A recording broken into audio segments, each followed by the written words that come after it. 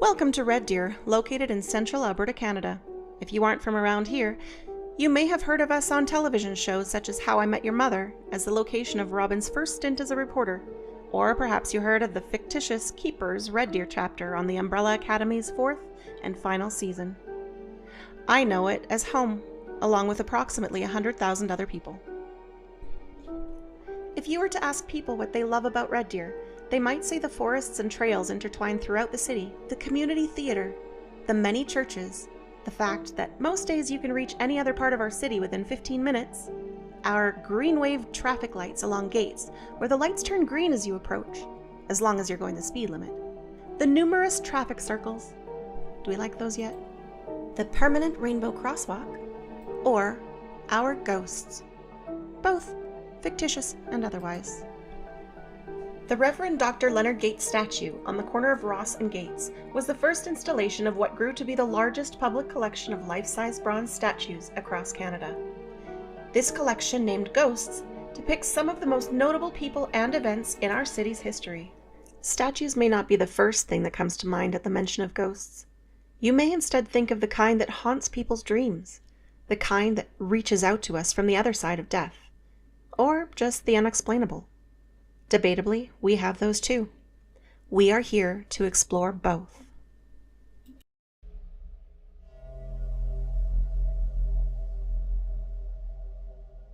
Well, I'm Joan Widen, and I'm originally from the Philippines, but moved to Canada when I was 1, and it was right there.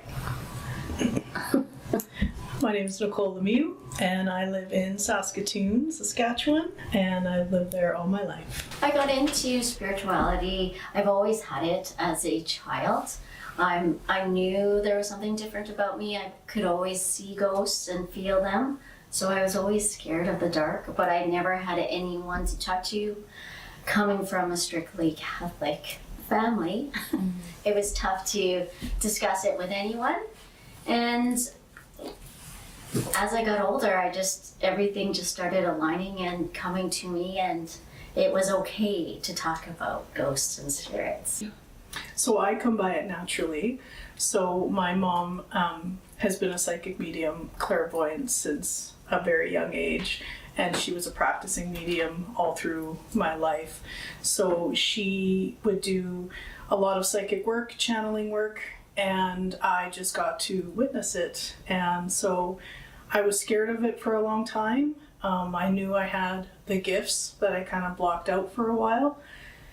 And then I just let go and let myself fall into it, and had wonderful experiences that way. Because we're both clairvoyant or psychic, if you will, we can still hear them. For me, I can visually see them, or I audibly see it. So I have clairsentient or clairaudient, right?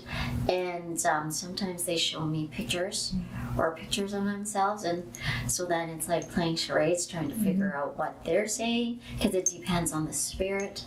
But sometimes it will be in my mind's eye, or a word will pop into your mind. I can't hear them. I can't hear their voice, but I can sense them, and then I get a sense of who they are. It's not very often where I can see a full spirit in front of me, but I can in my head. I'll be like, okay, you're a man, you're wearing overalls. I more sense that.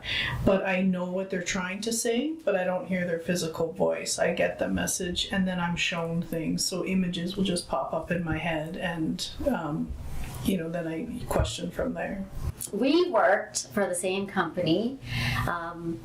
It's a transfer company. So what that is I like to explain it more like Uber for the dead, right? So when someone passes on, you would think typically a coroner or the police would drive them to the funeral home, but no, you actually call a transfer company, and we come and pick them up. Well, I don't come and pick you up. I just make the phone call to the drivers. And Nicole was the driver. The moment I get a call from either the funeral home or the coroner, or who else would call, or even if it was a sticky situation, being a clairvoyant medium, I would check in with the deceased to see, oh, is it really a homicide, or did you hurt yourself, or did you, and they would tell me if it was a suicide, or if it was a young child, if there was foul play involved or not, or if they were just sick. Yeah, and I would say when I was on scene, I was very aware of the presence in the room and if they were having trouble dealing with their death. And I always introduce my energy to the decedent, so I lay my hands on them, tell them it's going to be okay, and know if they're around and need help. But through that, I get a lot of messages as to what to say to their family. I don't tell them where it's coming from, but I know the words to comfort their family that I just get intuitively.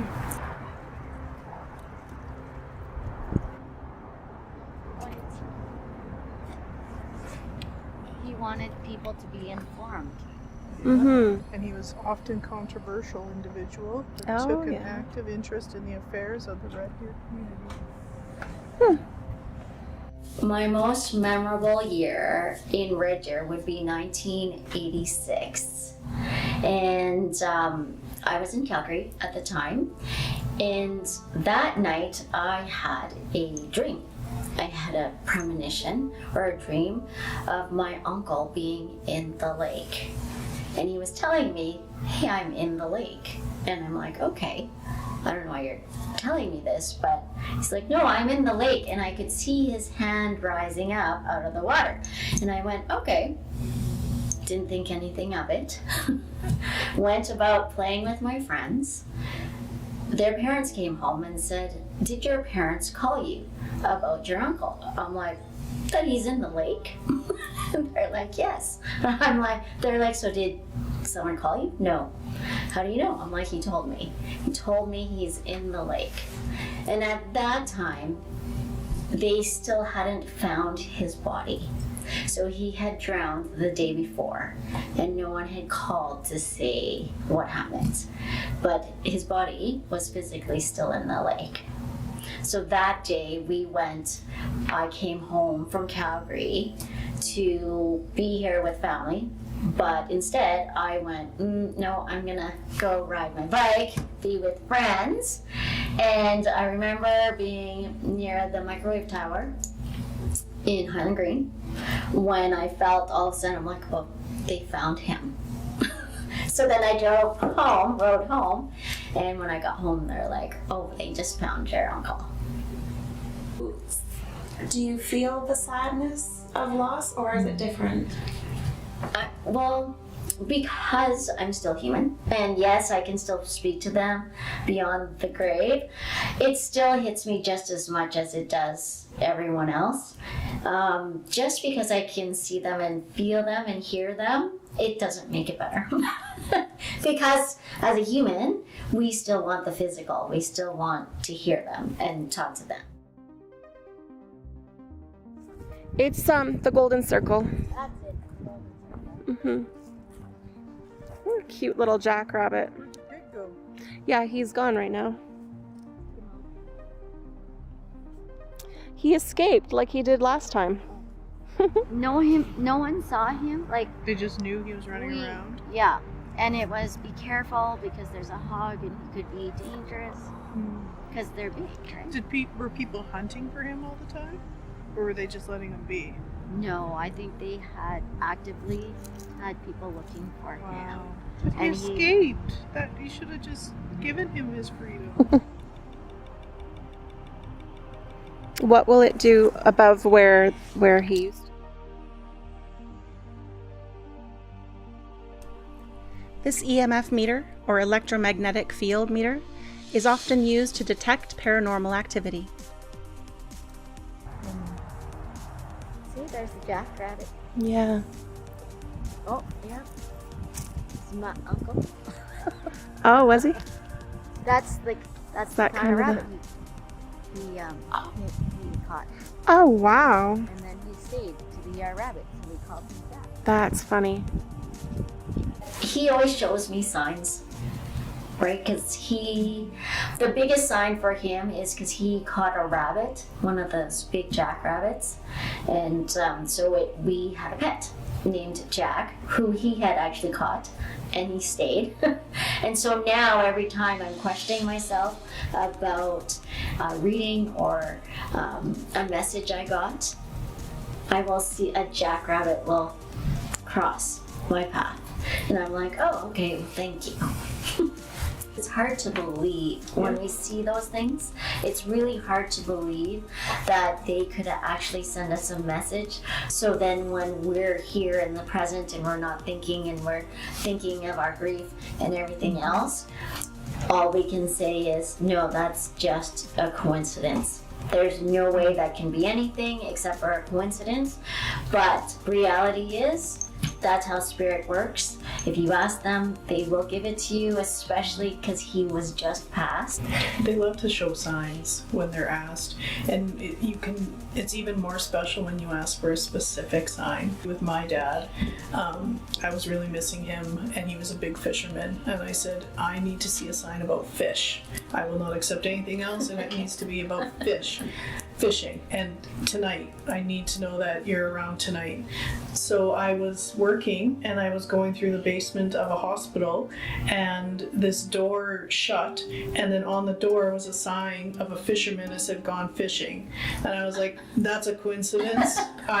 Maybe that sign's been there the whole time. That's not good enough for me.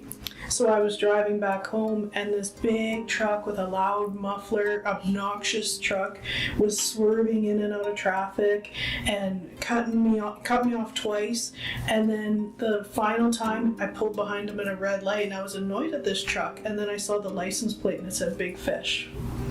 And then once I realized it, I said, okay, I immediately felt like it was like a shower of energy, of just pure love. And then if you just surrender to the feeling and just sit there, and then I'm like, yes, you're here. Thank you. Thank you for coming through for that. If you think about him swerving in and out of traffic, that's like a fish. Yeah. Right? Swimming. Yeah. Because they would do that. Absolutely. They'd be like that. Yeah. Yeah. I'm like, oh, he actually showed you how big of a fish he was. Fish. Oh. Fish. Follow the fish. What was the significance of the fish again? So the fish is a sign I asked from my dad. So I asked for something specific. I say, show me a fish, because he loves fishing.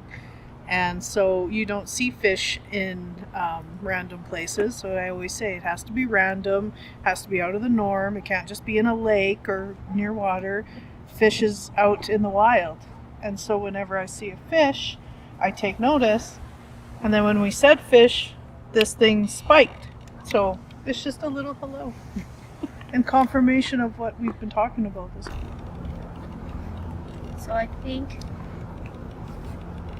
this was just the importance of loving, like caring and being a friend to everyone and helping everyone, no matter if they were different. It would be just the kind thing to do, just to play with everyone, right? Yeah. They're like orthopedic shoes, got a little lift in the heel. Yes. So he knows the pain that she's been in. There were a few kids that had the leg brace growing up. It's really about just having lots of fun, forgetting about what life ails you. Or if anyone's different, just have fun. And just play. Innocent friendship. This is unfair advantage Come on, for little short legs. people.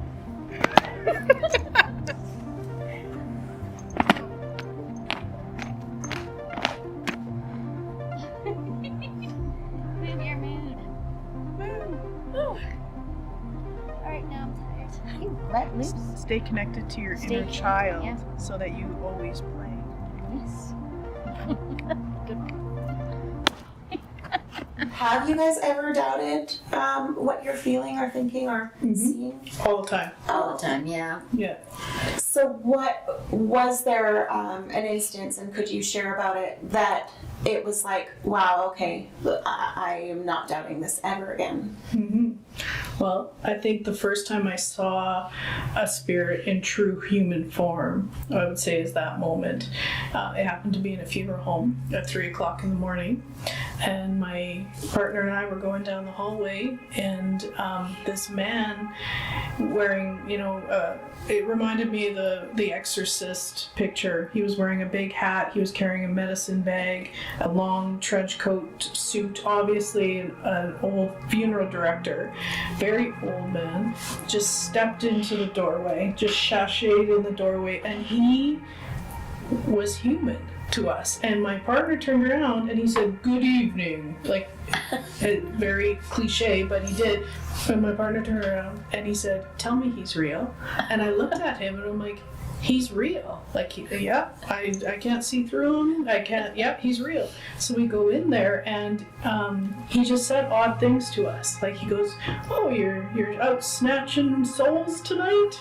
And so, but I looked at his eyes, and they were almost like moldy, and I thought, but not real mold, they're just odd looking. And I looked at him like, "I don't think you're real, but you look real."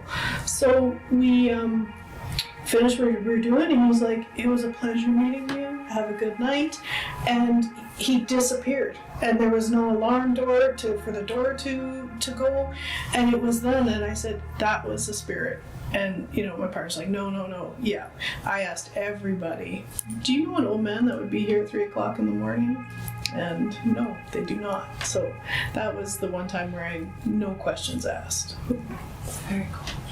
Didn't they confirm that there was an old guy someone else had seen? Yeah, and a couple, I saw him once since, and they did say that, but they don't want to look into it, so they just say, "Yeah, we hear that there's an old man haunting the funeral home." One time when my grandma passed away, she actually didn't want to let go of me. And so she was really close, and she was too close to my body, and I actually got physically sick. And there was nothing that the doctors could do to make me feel better. And basically what I had canker sores in my mouth on top of each other. And so I couldn't really eat, and I couldn't really talk or drink. And so they decided to consult a witch doctor, because we were in the Philippines. And the witch doctor had actually told them, "Well, it's your mom. Your mom doesn't want to let go of your daughter because she's the favorite, right?" And they're like, "Yes, actually she is." So the doctor said she has to go to the graveyard, talk to her, have a conversation with her grandma, and say, "You'll always be with me, but you're not allowed to be in me or be attached to me." And so that was fine. I thought that was really cool, and I'm like, "Oh, this is more kind of up my alley, right?" So anyways, when we came home, as soon as I left the graveyard, it's super hot there, I asked for a drink, and typically I couldn't drink, and my mom's like, "Are you sure?" And I'm like, "Yes, I'm just thirsty, I need a drink." And as soon as I took a drink, it was gone.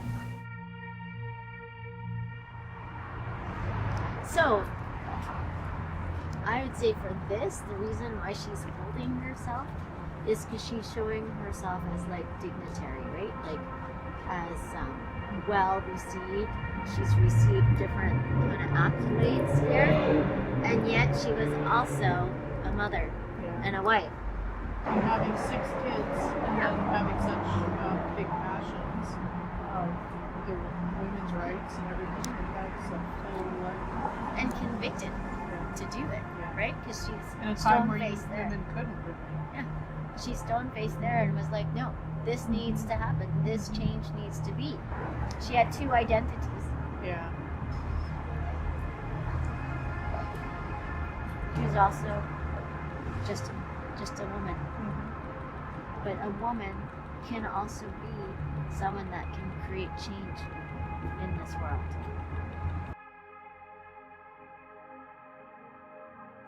Would you like to talk to the spirits that are here, or how does that work? What do you want?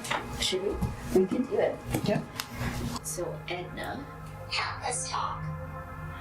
We are trying to do just that. We are definitely trying to do that. So now we're bringing up devices. You can use your voice to speak into the device, and it'll say your words out loud or what sounds like. And you can have a conversation with Joan and I. You can tell us anything that you want. We are also getting a device set up where this app actually uses AI technology, but has been proven that spirit can manipulate it and show pictures. And Joan and I have been practicing a little bit with it, and it's very fascinating what comes up. You know, and it's not that something we're talking about, but correlates with the spirit that we're connecting to or what we're doing. So it's just interesting. So we just are liking to use it as much as we can just to see if it continues. Yours said something. But My device said, "What are your names?" my name is Joan. And my name is Nicole. We're here to talk to you. You can talk to us through any of these apps or anything that might have been me, but did it not work? Yep. Our thinking was that it must use what we're talking about to make a picture, but it's not consistent. It doesn't do it like that. It won't always show a picture of what you're talking about at all. Symbols. It's symbols, yeah. Yeah. And so it's just sometimes very interesting what can come up. And so aside from us using our sensing abilities, we enjoy using these tools just as kind of confirmation. That's an obsidian mirror, and fun fact is they say that in Snow White, when she goes mirror, mirror on the wall, it was an obsidian mirror. Oh, wow. Because obsidian is used for scrying. Yeah. Scrying is like. Do you want us to move that one? Oh no, that's fine. I'm just wondering, is that an indication of activity then? It flickering like that is. Oh. And sometimes, so I'll try and not touch the table, but see they're still dancing, and sometimes, instead of it being straight, they'll bend and they'll stay that way, and you're like, how does it stay that way? Because typically that's not how it works, right? Because that's not how gravity is. And I can also sense there's somebody standing behind Yes. On her right. Yes. Yeah. I'm like, I just saw it. Like, oh, I see them. They're just like, you. oh, what's going on here? But this room seems pretty gentle, but again, it feels like I just got the chills a little bit. So there is someone here. I think they're just going, what are all these And I things? think that's why that candle's doing that. Yes. That one? Yeah, Because it's closest to him. to the energy. Yeah. Feels like a male. Yeah. Yeah. So, all right, what would you like us to do? Yeah, I think at this point, if you're good with it, I'll just be quiet and you can do whatever you feel. So do you want to bring out the necrometer? What do you want to do? Let's see. Yeah. Because he's really strong, because that candle still goes. And shocked that we're talking about it. He's like, he can actually see me. Yeah. So he already turned on the light, Yeah. right? Yeah. So, So go ahead. we call out to the spirits in this house. We are looking for conversation, interaction. We're not looking to banish anybody. We come with no judgment, in love, peace, and respect. And we have a variety of tools that you can use to communicate with us. Right. We have the candles. We have some light up balls that if you go close to it and touch it, they will go off. That just lets us know your presence is here. In the corner, we have a REM pod. If you go near that antenna, the closer you get to it, the more lights go off. It will not hurt or harm you. It just lets us know that you're here. You can use it as response to any questions we ask. And we invite all spirits that can hear my voice to come in love and light to connect with Joan and I. So right when you said that, I heard, and then of course they speak in lingo that I would understand, right? I heard, wow, that's cool. This is kind of cool. We've never done this before. Nothing like, and I don't know if anyone's done this here in this house, but that's what it feels like. They feel like this is new and it's interesting, and okay, we'll play. Do you know what I mean? That's what I feel like they did. Yeah, and I feel like we've got the attention, and I feel more energy coming towards us. Right. As you said that, I saw someone walking.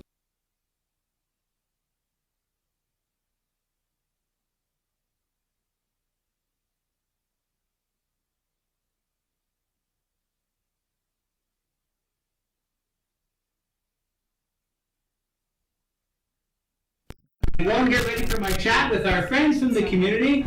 But are you two going to be all right? Oh, sure we are. Chucky is going to paint himself a bright red polo pig on the storyboard.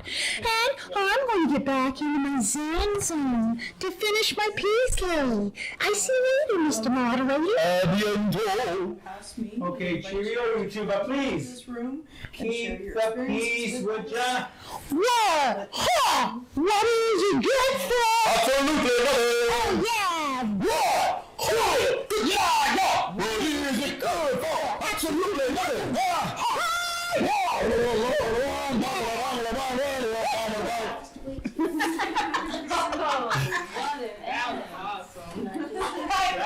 I'll just start it now. All right.